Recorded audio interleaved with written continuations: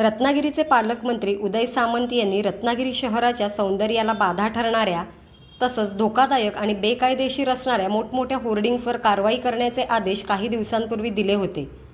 त्यानंतर रत्नागिरी नगर परिषद प्रशासनाने अशा होर्डिंग्सवर कारवाई करून शहरातील धोकादायक एकावर एक असलेली होर्डिंग्स आणि अन्य बेकायदेशीर होर्डिंग काढून टाकली होती। यामध्ये रत्नागिरी शहरातील जयस्तंभ, जेल रोड, मारुती मंदिर इत्यादी ठिकाणच्या होर्डिंग्सचा समावेश होता।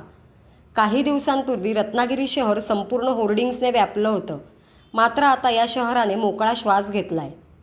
या होर्डिंग्सबाबत आता महायुतीतील घटक पक्ष असलेल्या स्थानिक भाजप नेत्यांनी मात्र आक्षेप घेतला असून काही ठिकाणी बिनापरवाना होर्डिंग्सला अभय देण्यात आल्याचा आरोप केला होता।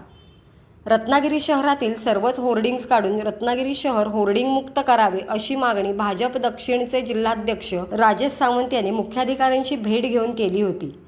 पालकमंत्री उदय सामंत आता दौऱ्यावर येत असून त्यांनी होर्डिंग्सच्या संदर्भात बैठक लावली आहे। कोकणातील ताज्या घडामोडींसाठी आजच सबस्क्राईब करा कोकण टुडे चॅनल व नोटिफिकेशन बेल आयकॉनला क्लिक करून मिळवा नवनवीन अपडेट्स। तसेच लाईक व शेअर करायला विसरू नका।